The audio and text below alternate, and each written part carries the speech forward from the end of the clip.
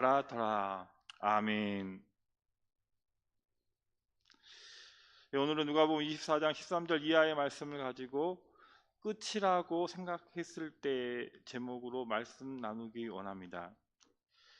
우리가 살아가다가 깊은 이 절망감에 빠져서 모든 것이 끝났다고 느껴본 적이 있으실 것입니다. 마치 끝이 보이지 않는 어두운 터널 속을 홀로 걷는 것처럼 한 줄기 희망의 빛조차 사치처럼 느껴지는 그러한 순간을 우린 말하고 있습니다. 어쩌면 사랑하는 사람을 잃었을 수도 있고 오랫동안 꿈꿔왔던 일이 좌절되었을 수도 있습니다. 사업의 실패나 예기치 못한 질병이나 또한 관계가 깨어지는 등 우리 삶에는 크고 작은 이유로 이 절망의 그림자가 드리워질 때가 있습니다. 오늘 우리가 함께 나눌 이 성경 본문은 바로 그런 깊은 절망의 한가운데 서 있던 두 사람의 이야기입니다. 예수님의 십자가 죽음 이후 모든 희망이 이제 산산조각 났다고 믿었던 이 두 명의 제자가 그들이 예루살렘을 떠나 이 엠마오로라는 마을로 힘없이 걸어가던 길 위에서 벌어졌던 사건이 바로 오늘 본문의 이야기입니다. 이 이야기는 단순한 이 과거의 기록이 아니라 오늘 절망 속에 있는 우리에게도 어떻게 희망을 다시 발견할 수 있는지 그 길을 보여주는 귀한 나침판이 되고 있습니다. 함께 그들의 우리가 여정을 따라가면서 우리의 가장 어두운 순간에도 바로 곁에 다가오시는 주님을 만나고 또한 새로운 희망을 품는 저와 여러분 되기를 바랍니다. 첫째로 이 슬픔과 절망은요, 우리의 눈을 가리게 됩니다. 오늘 본문은 두 제자가 예루살렘을 떠나 이 엠마오로 향하는 장면에서 시작되고 있습니다. 오늘 본문 17절 말씀을 보면 그들의 발걸음은 무거웠고 얼굴에는 깊은 기색이 가득했다라고 하면서 그들이 그럴 수밖에 없었던 것은 그들이 믿고 따랐던 예수님께서 이 십자가에서 허무하게 돌아가셨다라고 생각했기 때문입니다. 그들은 모든 기대와 희망이 무너져 내린 깊은 슬픔과 이제 혼란 속에서 그들은 서로 그동안 일어났던 사건들에 대해서 이야기하고 또한 걸어가고 있었습니다. 바로 그때 이 부활하신 예수님께서 그들 곁에 다가와 또한 함께 걸으셨습니다. 하지만 놀랍게도 이 제자들은 바로 옆에 계신 분이 예수님이라는 사실을 전혀 알아차리지 못했습니다. 이러한 모습에 대해서 오늘 본문 16절 말씀은 이렇게 기록하고 있습니다. 그들의 눈이 가려져서 그인 줄 알아보지 못하거늘. 그렇다면 이 두 명의 제자들은 왜 예수님을 알아보지 못했을까요? 단순히 예수님의 외형이 변해서였을까요?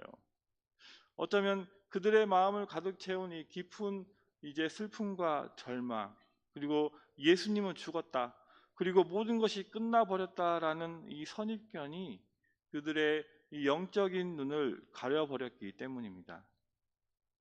우리도 오늘 본문에 나오는 이 두 명의 제자들과 같은데 우리도 이제 부모나 가족의 이 갑작스러운 죽음을 보게 될 때 큰 충격이나 깊은 슬픔에 빠지게 되고 우리의 눈이 어두워지고 넋이 나간 사람이 됩니다. 또한 어렵고 힘든 일을 만나게 되면 마치 색안경을 낀 것처럼 세상을 부정적으로 보게 되고 그 문제에만 집중하게 됩니다. 이처럼 바로 곁에서 우리를 돕고 계시는 하나님의 손길이나 이미 주어진 이 희망의 작은 증거들조차 이제 제대로 보지 못할 때가 많다라는 겁니다. 우리가 절망하게 되면 우리의 시야는 좁아지게 되고 가능성보다는 이제 이 불가능성에, 그리고 희망보다는 이 낙담에 집중하게 되는 것입니다.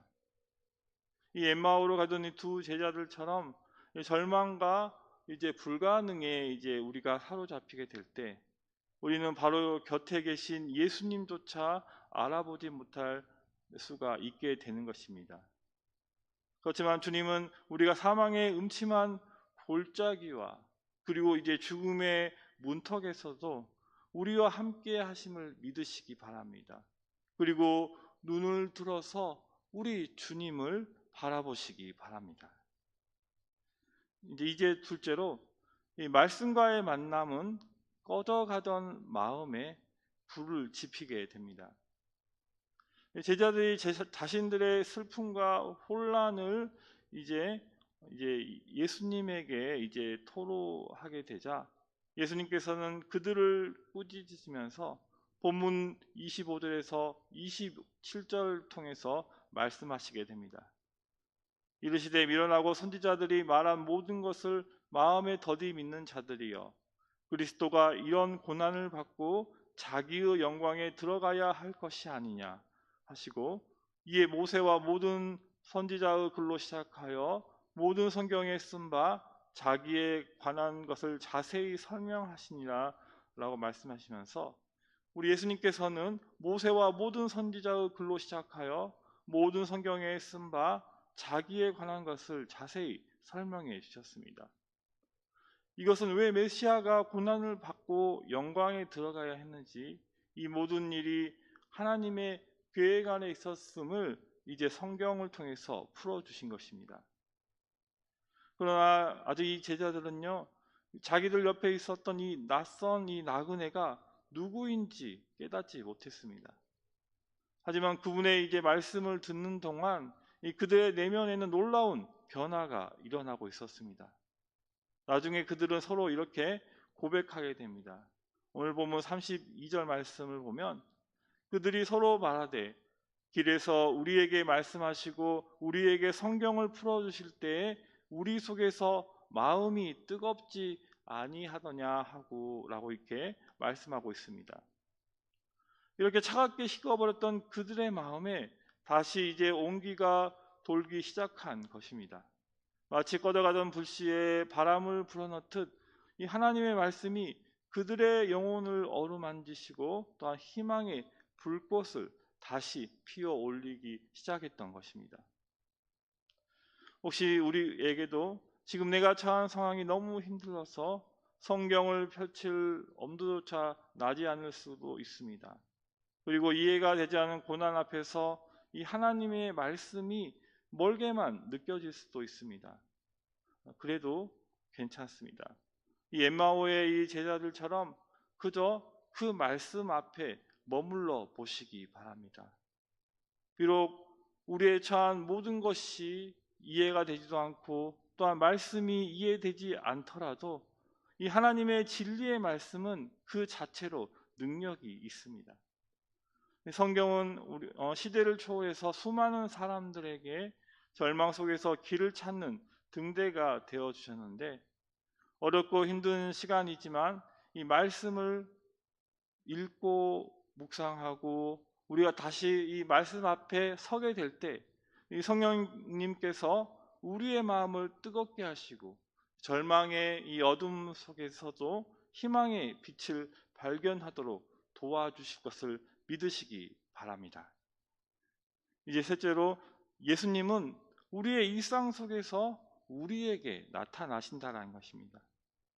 이제 날이 저물어 그들이 엠마오 가까이 이르렀을 때 이 제자들은 함께 가던 이 나그네에게 간청을 하게 됩니다. 오늘 본문 29절을 보면 그들이 강권하여 이르되 우리와 함께 유하사이다. 때가 저물어 가고 날이 이미 기울었나이다 하니 이에 그들과 함께 유하러 들어가시니라.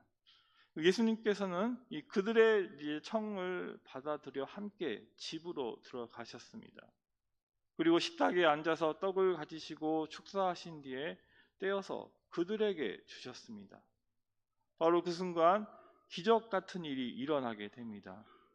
오늘 본문 31절 말씀을 보면 그들의 눈이 밝아져 그인 줄 알아보더니라고 말씀하고 있습니다. 이 두 제자들이 예수님을 알아본 것은 어떤 거창하고 신비로운 체험을 통해서가 아니었습니다. 이 제자들과 함께 길을 걷고 또한 제자들과 함께 대화하고 또 두 명의 제자들과 식탁에 둘러앉아 이 떡을 떼는 지극히 평범하고 일상적인 순간, 바로 이 따뜻한 이 교제의 자리에서 일어난 사건인 것입니다. 하나님은 우리가 거룩한 예배를 드리고 거창한 의식 행위를 해야지만 만날 수 있는 분이 아니십니다. 부활의 주님은 우리의 평범한 일상 속으로 찾아오셨습니다.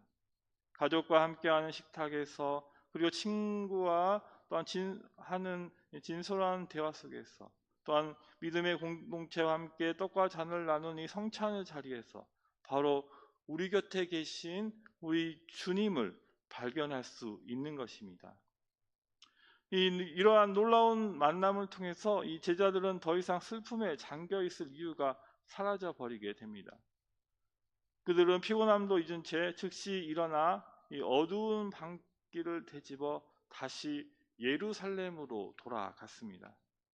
그리고 오늘 보면 33절에서 35절 말씀을 보면 곧 그때로 일어나 예루살렘에 돌아가 보니 11 제자 및 그들과 함께한 자들이 모여 있어 말하기를 주께서 과연 살아나시고 시몬에게 보이셨다 하는지라.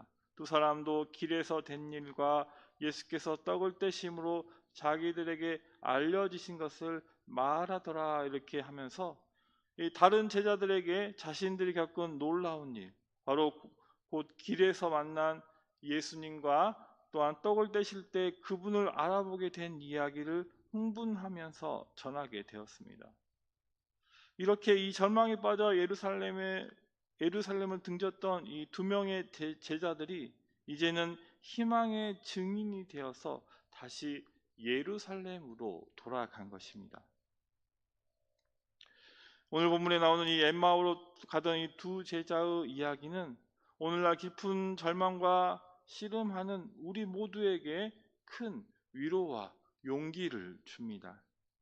그들의 여정은 우리에게 몇 가지 중요한 또한 사실을 가르쳐 주는데, 첫째, 슬픔과 절망은 우리의 눈을 가릴 수 있지만 그것이 현실의 전부는 아니라는 것입니다.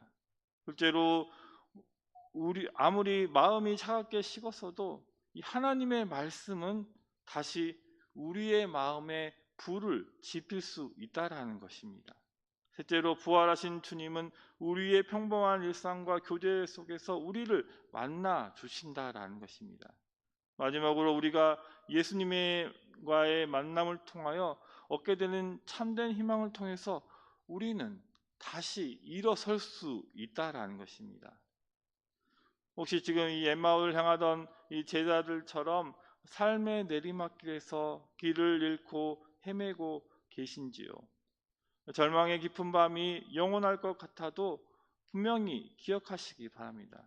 당신이 홀로 걷는 것처럼 느껴진 그 길 위에 부활하신 주님께서 이미 다가와 함께 걷고 계십니다. 또한 당신의 이야기를 들어주시고 말씀으로 마음을 뜨겁게 하시고 마침내 당신의 눈을 밝히실 것을 믿으시기 바랍니다. 절망의 끝에서 우리 당신을 기다리시는 희망의 주님을 꼭 만나시기 바랍니다. 그리고 주님과 함께 다시 일어나서 희망의 노래를 힘차게 부르시기를 주님의 이름으로 축복합니다. 기도하겠습니다. 사랑의 주님, 절망과 슬픔으로 우리의 눈이 가려져 주님을 보지 못할 때가 많음을 고백합니다. 엠마오로 가던 제자들에게 다가가 말씀으로 마음을 뜨겁게 하셨듯이 오늘 우리에게도 오시고 말씀으로 위로하여 주시며 새 힘을 주시옵소서. 눈을 들어 부활하신 주님을 만나게 하시고 참된 희망으로 다시 일어나게 하옵소서. 모든 것을 감사 기도드리며 예수님의 이름으로 기도드립니다. 아멘.